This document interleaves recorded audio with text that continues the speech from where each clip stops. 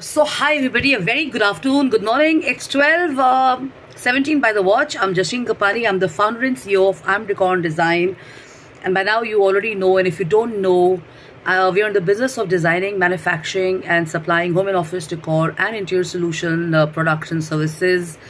I'm the founder and the CEO, the brainwave, the brainchild, and I'm the one who kind of gives my expertise, and I'm the brain which is consistently working on the design, the finish, the quality, and most of it, the look and feel and design of the production stuff. So we have lamps, mirrors, we have consoles, we have center tables, we have bunker beds, we have business tables and stuff. Yes, of course, there are dining tables, and then there are smaller items. In smaller items, we have the fast-moving ones, which are extremely classy and stunning and amazingly crafted by artisans and labor class, which is again under supervision and our collaborative design sense, which is trays, which is coasters, which is picture frames, which is vases. There are smaller lamps, there's cutlery, there are glass items, and there are curio pieces and stuff like that. And of course, we also have art and installations, which we normally design and do on request, or we outsource those. But there's also a team which is of young minds working on wall concepts or interior concepts. Let's say if you have a library, or you have an office, you have a studio, or you have a terrace and you want to do something, so some concepts on the walls have to be done. Or let's say a cafe has to be done, so some theme has to be done around it. It could be, let's say, a Punjabi, it could be Rajasthani, it could be European, it could be Moroccan or whatever. And of course, then there are these bigger items which are in the innovative ones. These are actually made and have been and are being sent only to the international market. And these are, tables which are inspired from sports like golf. Then activities like being on the ship, and if somebody likes chess, so we have a table which is in the form of a beautiful chess board with the base and stuff. And of course, the golf one has the golf elements, the putter and the balls and stuff.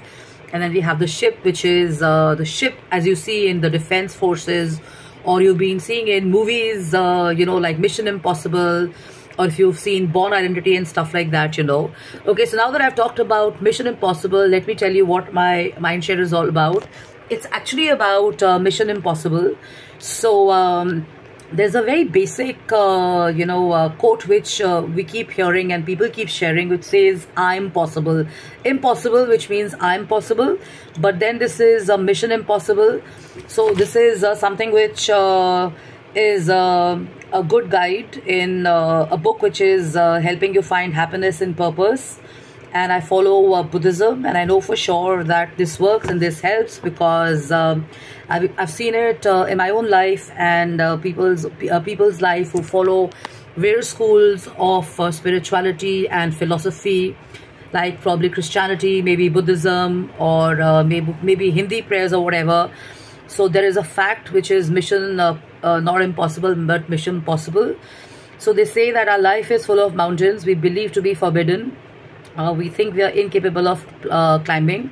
But it is not the heights alone, but it is also the fog and the challenges before us which do not let us see the path ahead, because we are basically focusing on the lens of the fog that is at us, So we have to wipe off our gaze of clean impossibilities as we would on a steamed up window before setting off on our path to a summit as magnificent as climbing up Mount Everest. So it's so relatable, So when you go down your journey daily, or in your work, or in your private lives or whatever, or even in relationships, or even when you're setting out to do something new or something different, you may kind of find some challenges, and you may kind of have some inhibitions, and you may have uncomfortable feelings and stuff. You may doubt yourself sometimes, Let's face it, some of us may have fear. We are stuck thinking about what if it goes wrong. We may kind of not even take action because we are scared, we are worried.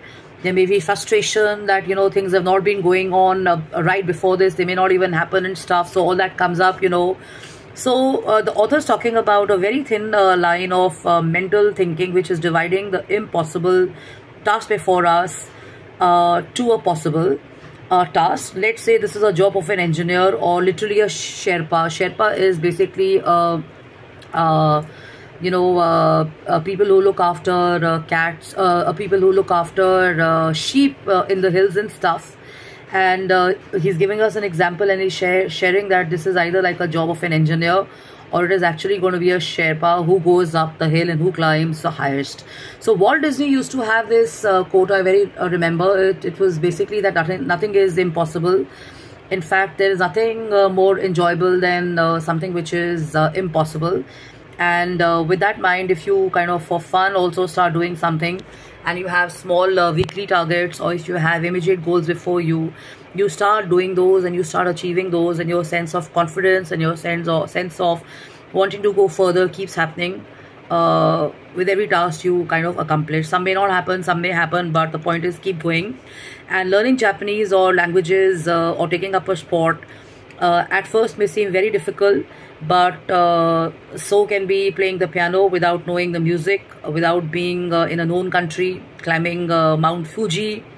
And as a result of that, people depend on Google because they don't want to use their brains and stuff. They find it mission impossible to kind of think through calculations and stuff like that. It happens to most of us.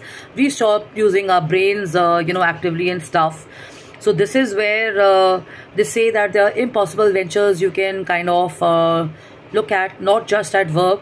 I mean, life is not just about work forever, and you have to take a break sometimes, and you may not be working, and you may have offline, other engagements and stuff. Say, for example, if you like tennis, if you like music, if you like art, if you like exploring places, if you like shopping, if you like trying out food, if you like meeting people, if you like following movies and stuff, then there are a list of impossible things that we've not been able to do, and we can try and make them happen.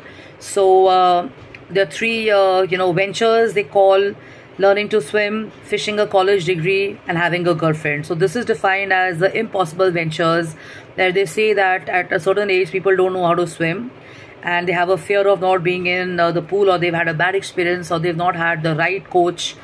Then is finishing a college degree. If you've kind of flunked in college or in school or whatever, you have a fear that you may kind of flunk again and people may not like you. But then you have tuitions, and you have diplomas, and you have mentorship happening, so life is easy, and having a girlfriend, they say also having a good girlfriend to the certain age is a little problematic for some people, because they're so focused on other things. Some ladies may seem like goddesses, and others may seem like extraterrestrial aliens to them and stuff. So they're out of reach and stuff. So that's on a lighter note. But the point is, when you start looking at the impossible and you try making the possible happen, that's when small things happen. So let's say you want to kind of learn a sport, and you are saying, I can't do it because I'm in a certain age. Try doing it. Try seeing some motivational videos and other people who are doing it. It's not age oriented.